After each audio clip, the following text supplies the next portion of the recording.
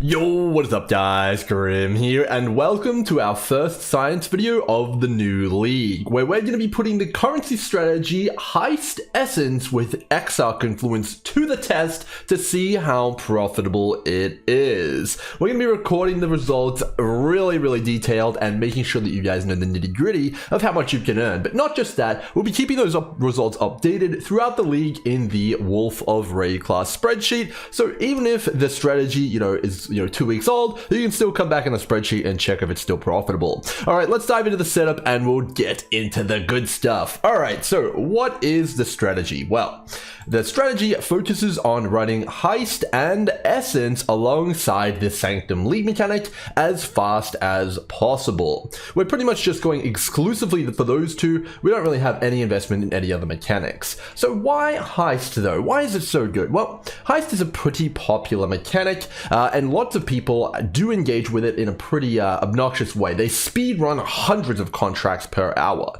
and those contracts and blueprints and stuff like that need to come from somewhere. They don't drop in Heist themselves, so they have to come from maps. And our goal is to supply those contracts and blueprints. And overall, we're going to do that by taking all of the Heist nodes on the tree. Now, these Heist nodes are very powerful these days. They got substantially buffed in patch 3.20, and we're going to use that to our advantage. So the main ones are obviously just basically taking them all. There's a few which are really powerful, and the main one here I want to point out is No Honor Among Thieves. So it says here that Smugglers caches in your maps have a 10% increased chance to contain blueprints for each Smugglers cache opened in maps. So overall, our strategy focuses on getting a really high chance of getting a Smugglers cache in our map, baseline. I think we have about a 70 to 80% chance overall to get a Smugglers cache. In addition to that, we're also going to be using a compass to add an additional one. So you can see that we're already setting up that mechanic there that it says that every single time we get one, we're going to be increasing the chance of another one.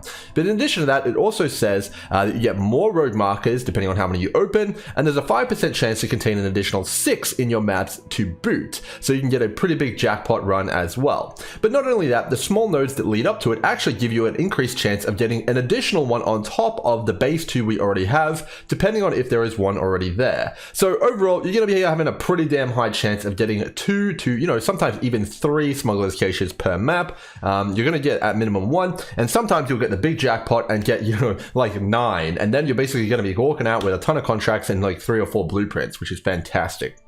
So that's one part of the strategy. Now, this obviously is only going to be great if you're set up and you're ready to sell contracts and blueprints and something along those lines. Now, I haven't sold any of my contracts or blueprints for a while, so I could show you guys my setup on how I'm selling these. All right, so I've got a few tabs here listed for all of the different good contracts and blueprints, and that's in how I intend to sell them here. So I've got a deception tab, a counter-thaumaturgy tab, a perception tab, a lockpicking tab, a replica tab, one for basically everything that is actually going to sell. And then overall, I just count up however many I have, and I head over to TFT, which is a trading Discord server, and I use that to go ahead and sell all of my contracts and blueprints, basically over here. Just go to the high section here, want to sell, and you put a little handy dandy ad here, just like these people are doing, and you sell all of the contracts and blueprints at whatever the prices are. Now, those prices will be listed in the Wolf of Ray class spreadsheet, so you can just yoink those, or you can just see what your competition and your other fellow sellers are selling for, and you can sell it at those prices as well. But it's fair to say that the best ones to sell are the deception contracts and the blueprints. The rest can be a little bit slower to sell, but you'll sell them eventually if you just keep lowering the prices, and you'll be getting a ton of currency from that mechanic. Now, the other portion of our strategy here is going to be Essence. Essence right now is crazy. They are incredibly expensive, and they are very powerful for crafting gear, which is basically the name of the game of Endgame. So most people want essences right now, and we are going to be focusing on supplying them in big bulk and, kind of getting that out into the market and making a big profit at it. So we've got all the usual essence nodes, all the normal candidates, but I want to hone in your attention here on this 20% chance for essences to contain a remnant of corruption. So when you roll in and your map has an essence in it, there's a 20% chance it's going to have that remnant on there. Now, right now, if you have big bulk of remnants, and I assume this is going to be the case for the entire league, they're actually worth a substantial amount, roughly 3 chaos, in fact, per remnant. You can see 2.5, 2.7, you know, they're kind of all around the place depending on what time you play. They may be around the 2.5 to 2.7 mark. You know, if someone's undercutting you, you know, just wait it out. They'll definitely sell for cheaper. Or, you know, if it does go down in price, you sell for 2. It's still very, very good. Now, the trick to this strategy is getting as many of those remnants of corruption and normal essences as possible. So we've got all of the nodes that we've got normally, and you've got to keep in mind that every single time you have a shrieking essence, you're going to be getting, and then also a remnant of corruption on that shrieking essence, that remnant is also going to be duplicated. So all the remnants that you loot are going to be worth at least 2 to 2.5 C. That's fantastic. And then you get all the normal essences as well. Now to push this even further though, we are actually using a compass for this one as well. And that compass is going to actually add a 50% chance for all essences to again contain a remnant of corruption. So there's now a 70% chance that all essences in our map contain remnants. Now on top of that, you know, that applies to all the essences. So we have one essence baseline from the tree.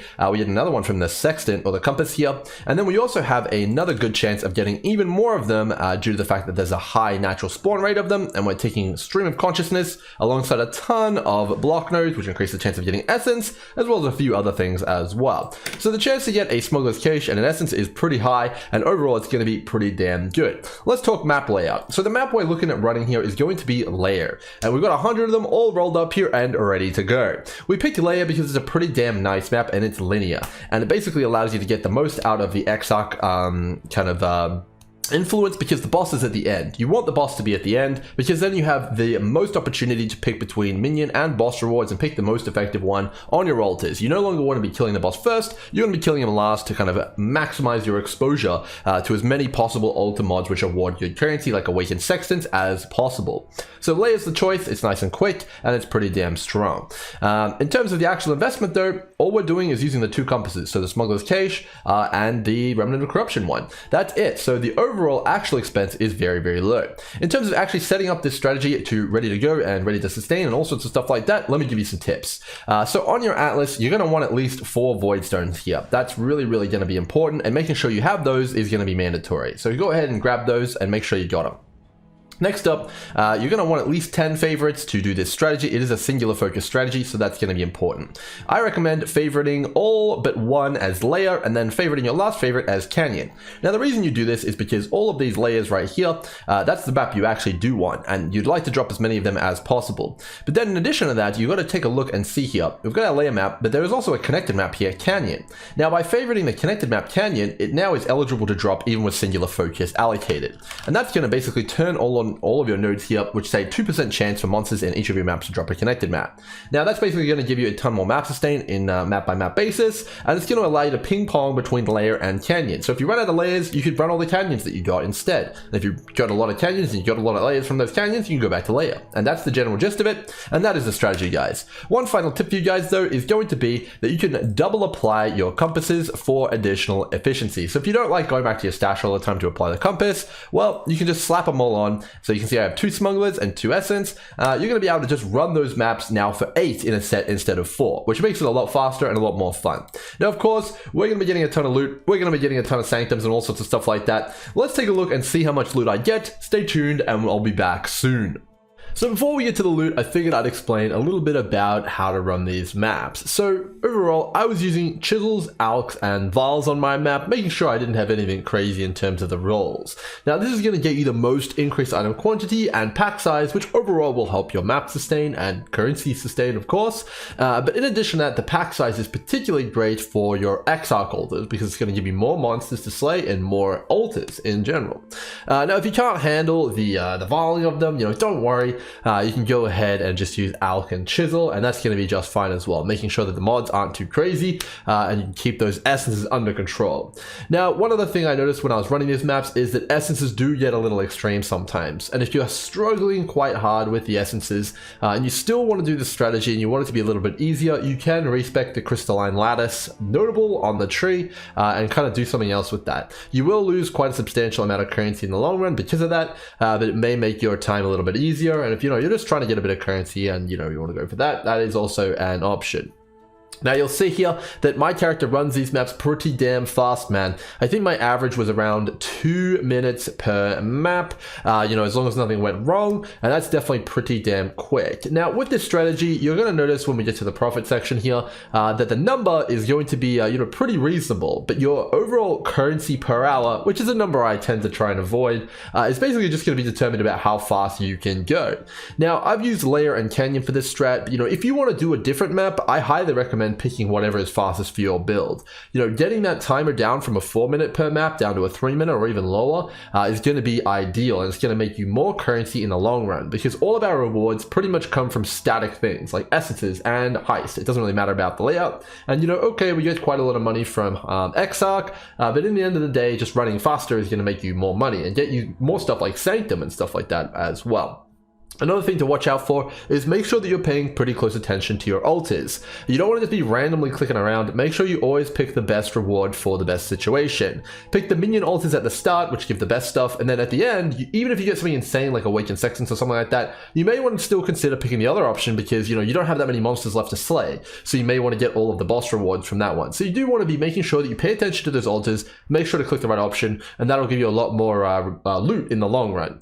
Now, of course, the last thing here I want to mention is that this is a Grimro strategy video, so numbers here might seem a little bit lower than what you're used to on YouTube, but you better damn believe that you're going to get pretty damn close to the numbers I represent, because I am very stringent and very strict with what I include in my data, and I'll be sure to show you guys that in detail. Let's dive into the loot and get to the money. Alright guys, welcome back. Let's talk loot. Alright, so what do we got here? Well, first of all, we have a ton of essences and heist stuff, alongside a big truckload of currency and maps. And this is pretty much what's going to make up the bulk of your earnings. In addition to that, we also have some, lower grade currency, which we've included, but that's where it stops. I'm only including heist, essence, maps, and currency, some invitations here. And I'm not including stuff like, bad essences like the Screaming essences, not including them, not including a single divination card, even though I did drop stuff like a Pharaoh's Fur divination card alongside some other pretty damn expensive stuff. Also, all scarabs have been excluded, Conqueror maps have been excluded, fractured items, basically anything that isn't part of the core strategy is out. And that's because I have no idea if you guys are going to drop the same stuff as me. Like, are you guys going to drop a Einhar Memory of the Sacred Grove? Probably not. So it wouldn't be fair to include that, and it would skew the data, and it would make it look a lot better than it actually might be for you guys. Now, what does this mean? Well, it means that you're probably going to earn more than I did if I show you guys the spreadsheet. And I think that's probably the way it should be. All right. Okay. So let's dive into the earnings then. All right. This is going to require the handy dandy spreadsheet here. All right. So here is Grimro's earning report here.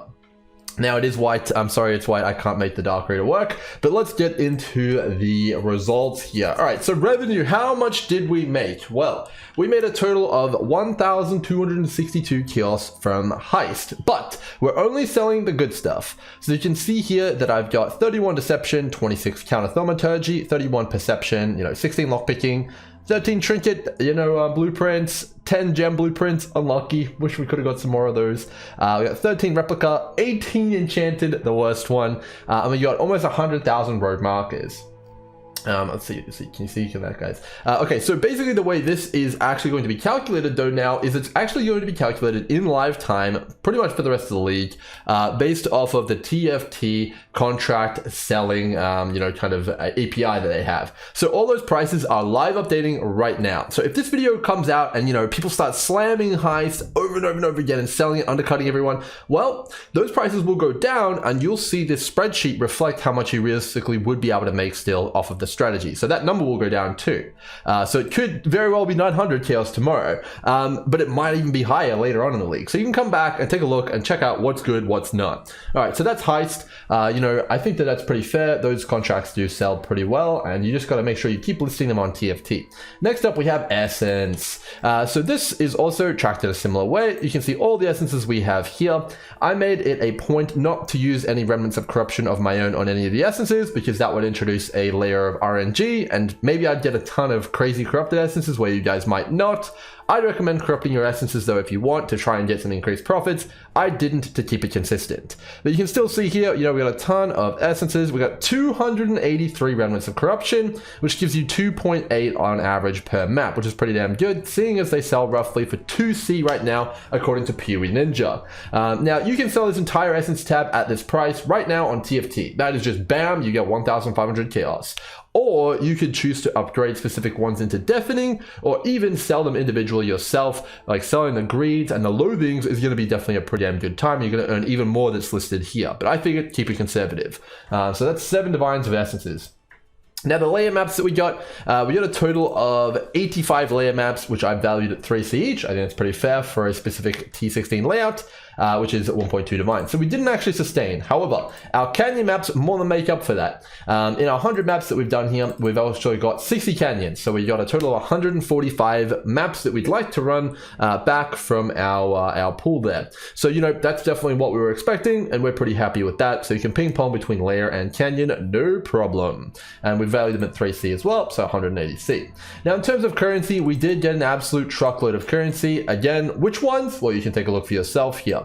So overall, we got, all the stuff you'd expect to know. The main thing I want to draw your attention to, though, is the actual tier 1 currencies that we did drop. So we got 5 Exalted Orbs, 1 Divine Orb, and 0 Annulment Orbs. So that is definitely very unlucky. So the average would probably be 2, 2, and 2 there. We got 5 of the Exalted Orbs, which, is not great. We would have preferred to have, 2 Divine Orbs there, but, it's okay. Hopefully you guys get closer to the average in terms of Divine Orbs. I got a little unlucky here, but I think that's for the best. In terms of where all the rest of our money came from, Awakened Sextants was a massive money maker here. We got 200C from Awakened Sextants. Those are from the Exarch altars. We also got 270C from Grand Embers. Those are as well from the Exarch altars. And then, that's pretty much everything else is, just okay. Greater and Lesser Embers, also not too bad. We got 202 Raw Chaos though from Exarch, which is pretty good. That's a Raw Divine right there of juice, and that's pretty damn nice. All right, so that makes up currency, and then we finally have invitations. Okay, so you can see where all the money comes from in the strategy. It's not too diverse, it's not too crazy, and honestly, it's pretty damn easy to sell. Sell the currencies, sell the essences, sell some of the maps if you want to, and then go ahead and sell the currency and the high stuff, and boom, you're done. You've got your money. Now, how much did this end up making us in revenue? Well, it made us a whopping 5,383 chaos in total, or 24.5 divines over 100 maps. Which is pretty good, I think. Now, what do we have in terms of expenses to cover that up? Well, we had to buy our layer maps, or maybe just have the layer maps yourself, so that's 3C per. Well, it's okay though, because we more than cover that with our revenue, and we actually make back more maps than we spend. So this expense, it's pretty much eliminated, but I decided to list it here. If you were just trying to get into the strat, you could see how much it cost. So it'd be 300C to start up if you wanted 100 maps, or if you only wanted 10, you could do 30C and then just sustain them. Next up is the compasses. So this is probably the most annoying part of the strategy, but it's definitely the most important part, getting the compasses. So right now, a Smuggler's Compass is about 2.3C per map. So it's about a 10C compass on TFT right now. And this price, again, will update as stuff happens. Every hour it'll update, and you'll be able to see the prices live. Now, if you want to pay a little bit more for this, obviously it's completely fine. There's plenty of wiggle room here in terms of the profits. It's just fine. The Essence Compass right now is apparently 8 chaos per, and that's completely fine as well. You more than cover that just purely from the remnants of corruption that you get. Remember, guys, we made 566 chaos in just remnants of corruption, and this is only 200C overall in terms of our 100 map test for the compass. So just from the remnants, you're going to more than make that back. It's completely fine. Alchemy Orb, 0.1 chaos per map that we do. A Vaal Orb is a half a chaos, and Chisels cost 1C per map to chisel it up. So our total expenses are 9.1C per map. Okay, not too bad there, considering we make almost 54 chaos in terms of revenue per map. All right, okay, so our overall profit after expenses was 4,472 chaos in 100 maps conservatively. That gives us 45C profit per map, or 0.2 divines per map, which is not too bad. So when you actually punch that into a calculator though, guys, it's really going to come down to how fast you can clear the maps. That's really what is at the essence of this strategy. So, if you can clear a map every 4 minutes, so 60 divided by 4, it's 15 maps an hour. 15 times 45, that's 675C. That's pretty damn nice. And then, okay, what is that per per divine orb. Okay, so that's 3 divines per hour. Okay, but what if you could push it as fast as the Grim does in his videos? Well, you know, if you're doing 2 maps per hour instead of, you know, so every 2 minutes instead of every 4 minutes, well, you know, we're looking at 30 maps per hour, you know, times 45. You know, okay, now that's a substantially higher number, and now you're looking at 6 divines per hour. So it really is all about the speed. I think, you know, if you can go fast, you're going to make a lot more money. But even if you go a little bit slower, you know, 3 divines per hour, still not bad, man. You can buy some pretty cool stuff like your 6-link shavs, you know, you can buy, you know, like your Diala's Malefaction. You can get some pretty good money for that. And, you know, overall, I think it's a pretty reasonable strategy. If you do the strat, you do 100 maps, you know, you're probably gonna have a pretty good amount of money to play with to maybe set up your new build, or, you know, continue with your current build. And it's not too hard as long as you can take down those essences.